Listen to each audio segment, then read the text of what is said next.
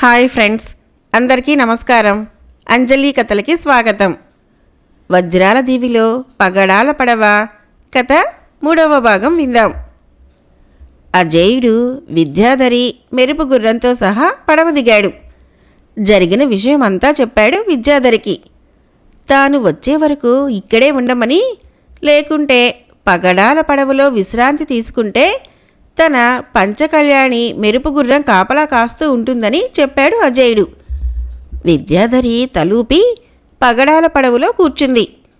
మెరుపును విద్యాధరికి కాపుగా ఉండమని చెప్పి తాను మాయా పాదుకులను ధరించి దక్షిణపు దిక్కుగా పయనించాడు అజేయుడు.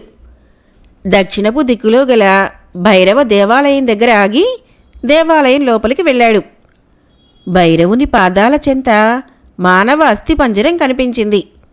దాని వేలికి ఉన్న రాజముద్రిక వజ్రాల దీవికి చెందిందే. ఇంకా శిథిలం కాకుండా ఉన్న కత్తి పిడి మీద కూడా వజ్రాల దీవి గుర్తు ఉన్నాయి. ఓహో, ఈయన మా సేనాధిపతి సూరసేనుడు కావచ్చు. సంతాన ఫలాన్వేషణలో ఈయన తన ప్రాణాలు కోల్పోయాడు. ఈయన బ్రతికితే బాగుండు అనుకున్నాడు మనసులో. వెంటనే కోవెల ఎదురుగా ఉన్న పుష్కరిణిలో స్నానం చేసి భైరవునికి ఎదురుగా పద్మాసనంలో కూర్చొని మహాభైరవ మంత్రం పఠించసాగాడు. 3 రాత్రుళ్ళు 3 పగళ్ళు ఎడతెరిపి లేకుండా పఠిస్తున్న మంత్రోచ్చారణకు భైరవుని విగ్రహం వణికిపోసాగింది. నల్లగానున్న విగ్రహం ఎరుపు రంగును దాల్చింది. కన్నులు చింత నిప్పులుగా వర్షించసాగాయి. భైరవుని కన్నులు తెరుచుకున్నాయి. తనకెదురుగా పరమ పవిత్రమైన మనస్సుతో కన్నులు మూసుకొని జపిస్తున్న 16 సంవత్సరాల యువకుడు కనిపించాడు. భక్తుడా, నీ మంత్రోచ్చారణ ఆపు. నీ శక్తికి భక్తికి మెచ్చాను అన్నాడు భైరవుడు. అజేయుడు లేచి భైరవాష్టకం చదివి ఆయన్ను ప్రసన్నుడును చేసుకున్నాడు. అతని ముందు సాష్టాంగ నమస్కారం చేసి నిలబడ్డాడు. చిరంజీవి, వేలాది సంవత్సరాలుగా నన్ను ప్రసన్నం చేసుకున్న మానవుడు ఎవడూ లేడు. వయస్సులో తక్కువైనా భక్తిలో శక్తిలో గొప్పవాడివే. నీకు కావలసిన వరాలు 3 కోరుకో అన్నాడు భైరవుడు. దేవా, రుద్రప్రియ, సమస్త పిశాచగణ అధినేత మహాకాళేశ్వర, ఇదిగో పాదాల చెంత పడి ఉన్న ఈ మానవమూర్తిని సజీవుణ్ణి కావించండి. మా వజ్రాల బాణం ఎక్కడుందో చెప్పండి.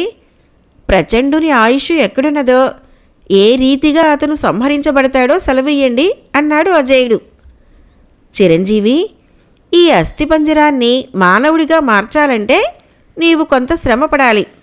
ఆ కనిపించే పుష్కరిణిలో ఉన్నటువంటి ముత్యాన్ని తీసుకొచ్చి దానిని ఇతని గుండెలపైన పెట్టి 3.5 రోజులు మృత్యుజపం చేసి పుష్కరిణిలో గల నల్ల తామర ఉంచిన జలంతో ఈ అస్థిపంజరాన్ని అభిషేకం చేయించు.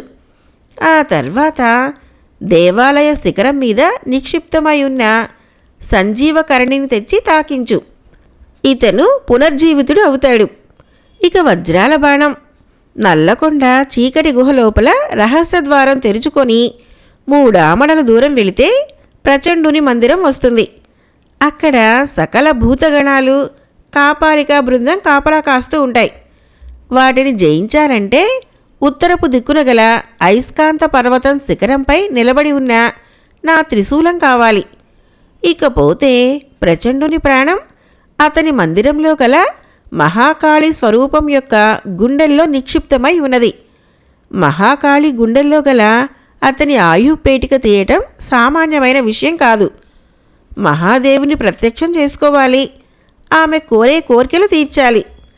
అప్పుడే ప్రచండుని చావు సాధ్యమయ్యేది అన్నాడు భైరవుడు. అజేయుడు భైరవునికి నమస్కరించాడు.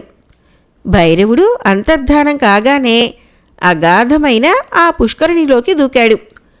2 క్షణాల్లో ఏ ప్రయాస లేకుండా లోపల నిక్షిప్తమై ఉన్న నల్ల ముత్యాన్ని తీసుకువచ్చి సూరసేనుడి అస్థిపంజరం పైన పెట్టాడు. ఈశాన్య దిక్కుకు తిరిగి ఒంటికాలుపైన నిలబడి మృత్యుంజయ మంత్రాన్ని జపించసాగాడు. 3.5 రోజుల అనంతరం కన్నులు తెరిచి చూశాడు. ఆశ్చర్యం! అస్థిపంజరం స్థానంలో మానవదేహం ఉంది. సంతోషాతిశయాలతో వెంటనే వెళ్ళి నల్ల కలువతో జలాన్ని తెచ్చి శరీరంపై పోస్తూ మృత్యుంజయ మంత్రం జపించాడు. శరీరంలో జీవం తొణికిసలాడటం గమనించాడు. మాయా పాదుకలు ధరించి గగన వీధిలోకి ఎగిరి శిఖరంపై నిక్షిప్తమై వింత వింత రంగులు విరజిమ్మబడుతున్న సంజీవకరణిని తీసుకొచ్చాడు క్రిందకి. వెంటనే సంజీవకరణిని సూరసేనుడి శరీరానికి తాకించాడు. అంతే, మరుక్షణంలో అతని గుండె కొట్టుకోవటం ప్రారంభించింది. శ్వాస ఆడుతూ ఉంది. మెల్లగా కనులు తెరిచాడు సూరసేనుడు. తనకెదురుగా నిలబడి తన వైపే ఆసక్తితో చూస్తున్న శరీరం మీద చిన్న గోచీ తప్ప మరేమీ లేని ఒక యువకుడిని చూసి భైరవమూర్తిగా తలంచి నమస్కరించాడు అతడికి. సూరసేనుల వారికి అభివాదాలు. కొంచెం స్థిమితపడండి, అదిగో ఆ శిలపై ఆసీనులు కండి అని తన దుస్తులు ధరించాడు అజేయుడు. 16 సంవత్సరాల వయసులో రాజదుస్తులతో ఆకర్షణీయంగా ఉన్న ఆ యువకుణ్ణి చూడగానే అతడికి తన రాజు చంద్రసేనుడు గుర్తుకు వచ్చాడు. తను చంద్రసేనుడు ఒకే వయసు గలవారు. చిన్నతనం నుంచి ఒకే గురువు వద్ద విద్యనభ్యసించారు. వంశానుసారం అతను రాజు, తను సేనాధిపతిగా పదవీ బాధ్యతలు స్వీకరించారు. ఈ కుమారుడు అంతా చంద్రసేనుడు పోలికే. ఏమి ఆశ్చర్యం! నిన్ననే కదా నేను ఈ భైరవాలయంలోకి ప్రవేశించింది. అవును, తన గుండెల్లోకి భైరవుని త్రిశూలం దూసుకుపోయినట్లు గుర్తు. ఆ తర్వాత తను నేల మీద పడ్డాడు. ఆ తర్వాత ఇప్పుడు నిద్రలేచాడు.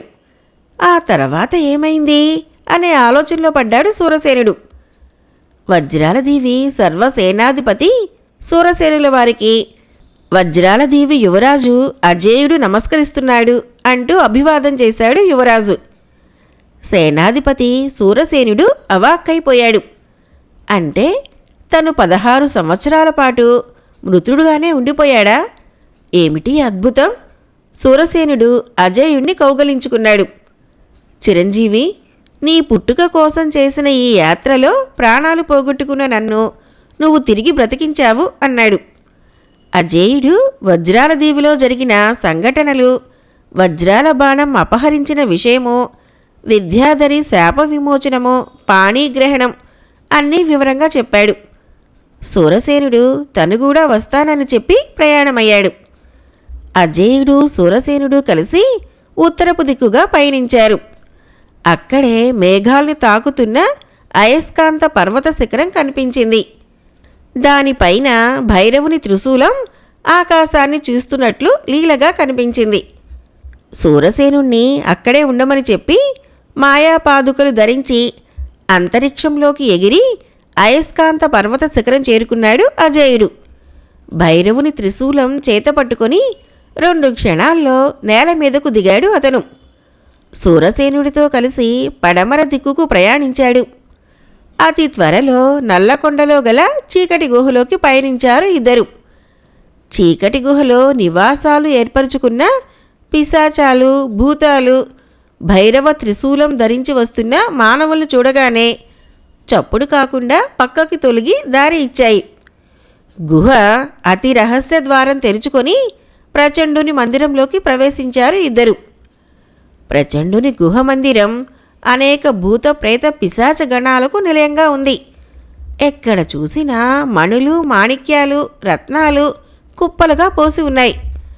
అతని సంపదకు ఆశ్చర్యచకితులైనారు ఇద్దరు. రేయ్ నరులారా, ఎంత సాహసంరా మీకు అంటూ వచ్చిందొక వంటికంటి రాక్షసి. సూరసేనుడు చివాలున తన చేతిలోని కత్తితో తమ మీదకు ఎత్తిన చేతి మీద కొట్టాడు. పెనుకేక పెట్టి సూరసేనుడి మీద పడి అతని నడుం పట్టుకొని పైకి లేపింది ఆ రాక్షసి. అజేయుడు తన చేతిలోని త్రిశూలంచే ఆ రాక్షసి గుండెలోకి పొడిచాడు. కొండంత రాక్షసి నేలకూలింది కిక్కుడు మనకుండా. ఇద్దరూ మరికొంత దూరం నడిచారు. ఏనుగంత శరీరంతో ఉన్న తేలు ఒకటి కొండ ఎత్తుకొని తమ వైపే రావటం గమనించారు. అది భూతాల జంతువుగా అర్థం చేసుకున్నారు. అజేయుడు భైరవుణ్ణి తలుచుకొని తన చేతిలోని త్రిశూలం గురి చూసి విసిరాడు తేలు శిరస్సు మీదకి. త్రిశూలం తగలటంతోటే కొండ ఎత్తుకొని వచ్చే ఆ తేలు గప్పున మండి బూడిదైపోయింది. మరికొంత దూరం వెళ్ళారు. 10 శిరస్సులు గల ఒక పెద్ద పాము విషజ్వాలలు విడుస్తూ కనిపించింది. దాని విషజ్వాలల్లో ఎంత మహత్తు గలవాడైనా మాడిపోవలసిందే. వెంటనే అజేయుడు దానిమీద కూడా భైరవాయుధం ప్రయోగించాడు. భైరవ త్రిశూలం సరాసరి వెళ్ళి దాని గుండెల్ని తాకటంతో భగ్గున మండిపోయింది. ఇద్దరూ ముందుకు సాగిపోయారు. అల్లంత దూరంలో ఒక పెద్ద బంగారు శిలపై నిలువుగా ఉంచబడిన వజ్రాల బాణం యొక్క వెలుగు కనిపించింది. దాని చుట్టూ అనేక పిశాచాలు, భూతాలు కాపలా కాస్తున్నాయి. తమ దగ్గరగా వస్తున్న మానవుల్ని చూడగానే పిశాచాలు ఎగరటం ప్రారంభించాయి. భైరవాయుధం సూరసేనుడికి ఇచ్చి తాను మాయాపాదుకలు ధరించి ముత్యాల హారాన్ని స్పృశించాడు అజేయుడు. మరుక్షణం అతను అదృశ్యరూపుడైనాడు. పిశాచాలు నివ్వెరపోయినాయి. తామే పొరపడ్డామనుకున్నాయి. త్రిశూలం ధరించి వస్తున్న సూరసేనుడి మీదకి మూకుమ్ముడిగా దాడి చేశాయి. సూరసేనుడు వాటిని చీల్చి చెండాడుతున్నాడు. పిశాచగణాలు మందలు మందలుగా మిడతల్లా నేలరాలుతున్నాయి. ఈలోపు అజేయుడు సువర్ణ శిలా వేదిక మీద భద్రపరచబడి ఉన్న వజ్రాల బాణం తీసుకున్నాడు. పిశాచాలకు ఈ విషయం తెలిసే లోపునే అతను వజ్రాల బాణం యొక్క కిరణాలతో వాటిని సర్వనాశనం చేశాడు. అరగడియలో మొత్తం పిశాచాలు బూడిదగా మారిపోయాయి. వజ్రాల బాణంతో సూరసేనుడి పక్కన నిలబడ్డాడు అజేయుడు. ఇద్దరూ దక్షిణ దిక్కుగల మహాకాళీ మందిరంలోకి అడుగుపెట్టారు. కొండంత దేవత గుడ్లురిము చూస్తూ నాలిక చాచి కనిపించింది. అతి భయంకరంగా ఉంది దేవత విగ్రహం. ఆ ప్రళయ భీకర స్వరూపాన్ని చూసిన ఇద్దరూ నమస్కరిస్తూ అంబికా స్తోత్రం చేశారు. మహాకాళీ స్వరూపమైన అంబిక సంతోషించింది. ప్రసన్న వదనంతో ప్రత్యక్షమైంది. మానవులారా, మీ భక్తితో నన్ను ముగ్ధురాల్ని చేశారు. మీ కోరిక ఏమిటో నాకు తెలుసు. వేలాది సంవత్సరాలుగా భక్తికి కట్టుబడి ఉన్నాను ఇక్కడ. నన్ను నాశనం చేస్తే గాని ప్రచండుడు చావడు. అతని ఆయువు నా గుండెల్లో నిక్షిప్తమై ఉన్న సంగతి మీకు తెలుసు. నా విగ్రహాన్ని పడగొట్టడం మానవ మాతృల శక్యం కాదు. ఒక్క పరమశివుడే నన్ను జయించగలడు. ప్రచండుడు ఇప్పుడు ఘోర తపస్సులో ఉన్నాడు. బ్రహ్మదేవుని మెప్పించి దివ్యవరాలు పొంది మహావిష్ణువు మీద వజ్రాల బాణంతో యుద్ధం చేసి వైకుంఠాన్ని సర్వనాశనం చేయాలని అతని తలంపు. మీరు అతని తపశ్శక్తిని వమ్ము చేసి పరమశివుని ద్వారా నన్ను కూలద్రోసి విజయులు కండి అంటూ ఆశీర్వదించి అంతర్ధానమైంది భవాని. వజ్రాల బాణము అమిత శక్తి గలది. దాని సహాయంతో అంతరిక్షంలో సహితం పయనించవచ్చు. వజ్రాల బాణము సూరసేనుడు పట్టుకొని ఆ గుహను వదిలి బయటికి వచ్చాడు. అతని వెంటనే అజేయుడు కూడా గుహ వెలుపలకు వచ్చాడు. ఇద్దరూ కైలాసం వైపు ఆకాశంలోకి ఎగిరారు. అంతరిక్షయానం సూరసేనుడికి కొత్త. అతను చాలా వింత వింత అనుభూతులు పొందసాగాడు. దూరంగా కైలాసం కనిపించింది. ఇద్దరూ చేతులు జోడించి నమస్కరించారు కైలాస శిఖరానికి. సముద్రగణాలు అడ్డం నిలిచాయి. పరమశివుడు తపోనిష్టలో ఉన్నాడని, ఆయన్ను ఎవరూ దర్శించ వీలులేదని గట్టిగా చెప్పాయి. అజేయుడు పరిశుద్ధ మనస్సుతో పంచాక్షరి జపించుతూ కూర్చున్నాడు. కైలాస పర్వత ద్వారం ముంగిట సూరసేనుడు అతనికి రక్షణగా నిలబడ్డాడు, వజ్రాల బాణం చేతితో పట్టుకొని. అజేయుని పంచాక్షరీ నామజపం కైలాస పర్వతాన్ని ఊపింది. తపోభంగమైన పరమశివుడు కోపంతో కన్నులు తెరిచాడు. పంచాక్షరీ జపం శ్రావ్యంగా అతని వీణులకు సోకింది. శాంతించాడు. ప్రమోద మనస్కుడై ప్రమదగణాలు వెంటరాగా కైలాస పర్వతం ముంగిటికి వచ్చాడు.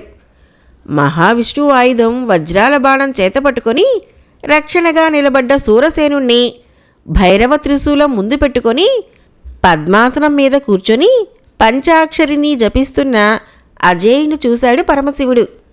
పరమశివుణ్ణి చూడగానే రెండు చేతులు జోడించి హరోం హర హరహర మహాదేవ అంటూ నమస్కరించాడు సూరసేనుడు. మహా తపస్సంపన్నులకు అమరులకు దుర్లభమైన పరమశివుని సాక్షాత్కారము అజేయుని సాహచర్యం వల్ల లభించింది అతనికి. శివుడు సూరసేనుని దీవించాడు విజయోస్తు అని. చిరంజీవిలే అని అజేయుడి మీద చెయ్యి వేశాడు శివుడు. అజేయుడు కన్నులు విప్పాడు.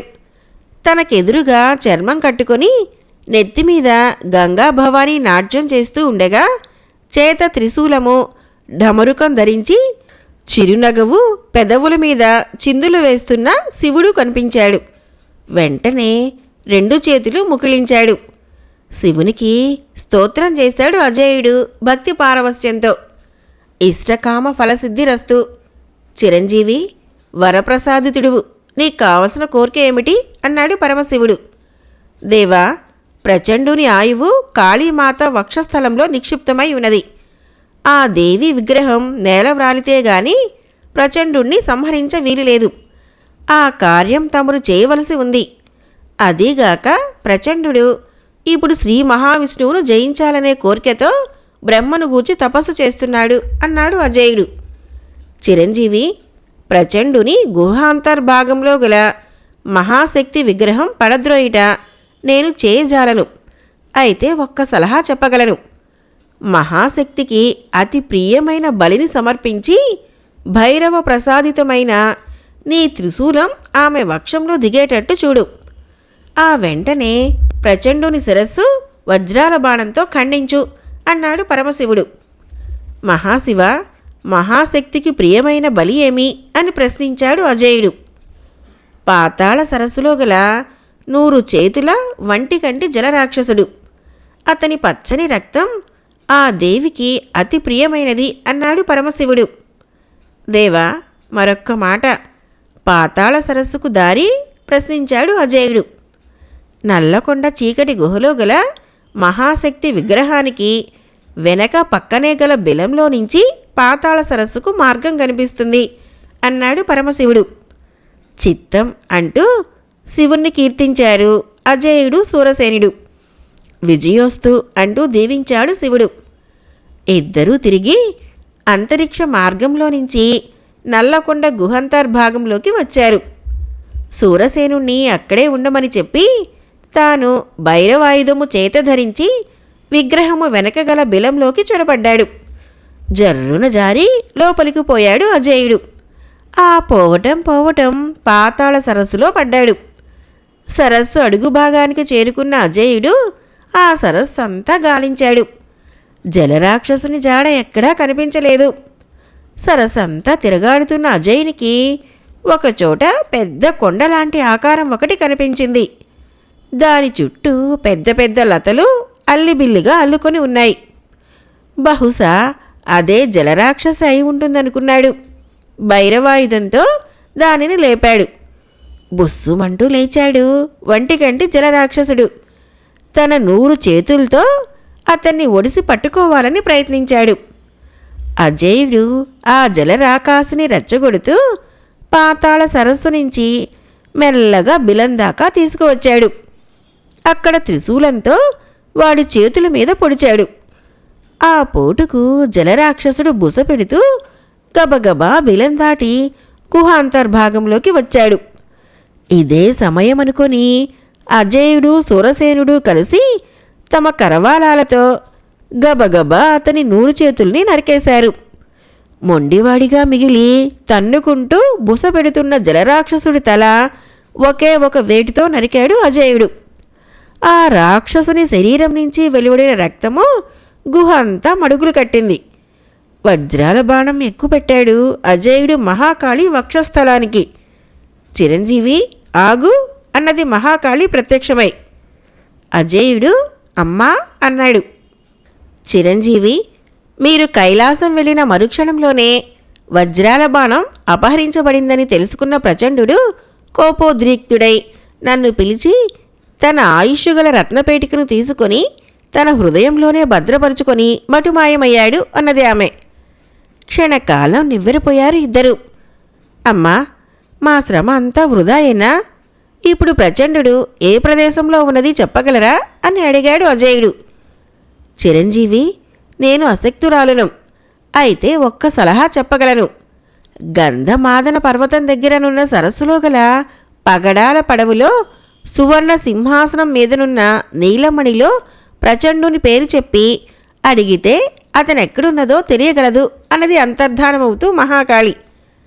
అజేయుడు, సూరసేనుడు ఇద్దరూ త్వరితగతిన అంతరిక్షంలో పయనించుతూ గంధమాదన పర్వతం దగ్గరికి వచ్చి సరస్సు దగ్గరికి వచ్చారు. నిరుత్తుడై నిలబడిన అజేయుని చూసి గుర్రం సకిలించింది. సరస్సులో పగడాల పడవ లేదు, పడవలో విద్యాధరి లేదు. మెరుపును చూసి సంజ్ఞ చేసి అడిగాడు అజేయుడు. ఆకాశంలో ఈశాన్య దిక్కు చూపించింది తలెత్తి. సూరసేనుడు, అజేయుడు ఇద్దరు గుర్రాన్ని అధిరోహించారు. మాయాపాదుకులు గుర్రం పాదాలకు తగిలించారు. మరుక్షణం మెరుపు నిజంగా మెరుపుల ఆకాశంలోకి పయనించింది. తెల్లని మబ్బుల్లో పయనిస్తున్న నల్లని పంచకళ్యాణి, తెల్లని సరస్సులో నల్ల కలువల దానిమీద కూర్చున్న ఇద్దరు యోధులు గండు తుమ్మెదల్లా కనిపిస్తున్నారు. ఈశాన్య దిక్కుగా పయనించిన పంచకళ్యాణి వెండి కొండలా మెరిసిపోతూ ఉన్న ధవళ పర్వత శిఖరం మీద ఆగింది అజేయుని కోరిక మీద. ధవళ పర్వత శిఖరం మీద ఆగిన గుర్రాన్ని దిగిన సూరసేనుడు, అజేయుడు ప్రచండుణ్ణి అన్వేషించనారంభించారు. మెరుపు గట్టిగా సకిలించింది. అజేయుడు అటు తిరిగి చూశాడు. మునీశ్వరుడొకడు తమ వైపే రావటం గమనించి అతనికి ఎదురేగి నమస్కరించి తాము ధవళ శిఖరం మీదకు ఎందుకు దిగింది వివరించారు. మానవులారా, ఇది దేవతలు విహరించే స్థలము. ఇక్కడకు రాక్షసులు ప్రవేశిస్తే శిలారూపులైతారు. అవిగో ఆ కనిపించే నల్లరాళ్ళు రాక్షసుల స్వరూపాలే. మీరు మానవులు కాబట్టి బ్రతికిపోయారు అన్నాడు ఆయన. స్వామి, మీరెవరు అని ప్రశ్నించాడు సూరసేనుడు. సూరసేన, నేను సర్వాంతర్యామిని. మీరు వెతుకుతున్నది ప్రచండుని కోసం. ఇప్పుడు అతను ఇక్కడికి 100 యోజనాల దూరంలో గల దావానలం అనే నగరంలో పగడాల పడవతో సహా విద్యాధరిని బంధించాడు. మీరు అక్కడకు చేరుకోవాలంటే ఈ రూపాలతో చేరలేరు. అదృశ్య రూపులై వెళ్ళాలి. అది ఒక్క అజేయునికే సాధ్యం అన్నాడు ఆయన. అజేయుడు ఆశ్చర్యపోయాడు. పెద్దలు చెప్పే సర్వాంతర్యామి ఈయనేనా? అయితే ఈయన భగవంతుడా? అజేయ, నీ అనుమానం సమంజసమైనది. నేను సర్వాంతర్యామినే. ఇందుగలడందు లేడని ప్రహ్లాదుడు చెప్పింది నా గురించే. అయితే నాకు అర్థం కానిది, తెలియంది ఒక్కటి. నీవెవరు, నేనెవరు, ఇదంతా ఏమిటి? నాకు తెలిసింది, మరొకరికి తెలియంది ఏమిటి? ఈ మీమాంసలో పడిన నేను సత్యాన్వేషణకై తపస్సు చేస్తున్నాను అన్నాడు సర్వాంతర్యామి. అజేయుడు నోరు తెరిచాడు, మరేదో అడగబోయాడు. తప్పకుండా అతను నీ చేతిలోనే మరణిస్తాడు. ఇది నగ్న సత్యం. వెళ్ళు, నీ మాయాపాదుకలు వజ్రాల బాణం తీసుకో. ఇదిగో వజ్రాల బాణానికి రత్నాల విల్లు. అప్పటికప్పుడే సృష్టించాడు నిలువెత్తిన రత్నాలు పొదిగిన నారీ సంధించిన విల్లును. అజేయుడు కన్నులు కద్దుకొని విల్లునందుకొని నారీ బిగించాడు. నారీ ఒక్కసారి మ్రోగించాడు. ఝుమ్ ఝుమ్ ఝుమ్ అంటూ ధవళ పర్వతం మ్రోగేలాగా నాదం వినిపించింది. కుమారా, అజేయ, దీనికి సంబంధించిన ఈ నారీ జృంబాలకుడు అనే రాక్షస వీరుని వెన్నుపూసలలో నుంచి తీసిన నరం. ఇది మహత్తుగల విల్లు. దీనితో సంధించి విడిచిన బాణం గురి తప్ప వీలులేదు. సరే, పోయినా విజయుడివై వచ్చేటప్పుడు సూరసేనుని తీసుకువెళ్ళు అని ఆయన పర్వతంలో గల ఒక బిలంలోకి వెళ్ళి అంతర్ధానమయ్యాడు. తను తిరిగి వచ్చే వరకు అక్కడే ఉండమని మెరుపు గుర్రాన్ని అతనికి అప్పగించి మాయాపాదుకులు ధరించి అదృశ్య రూపుడై వజ్రాల బాణంతో సహా దావానలం అనే చైతన్య నగరం వైపుకు పయనించాడు మనోవేగంతో అజేయుడు. వజ్రాల దీవిలో పగడాల పడవ జానపద కథ 3వ భాగం సమాప్తం. రేపు 4వ భాగము, చివరి భాగము కథ విందాం. ఫ్రెండ్స్, నా కథలు నచ్చినట్లయితే మన ఛానల్ని తప్పకుండా సబ్స్క్రైబ్ చేయండి, లైక్ చేయండి, మీ ఫ్రెండ్స్కి షేర్ చేయండి, మంచి కామెంట్ చేయండి. Thank you.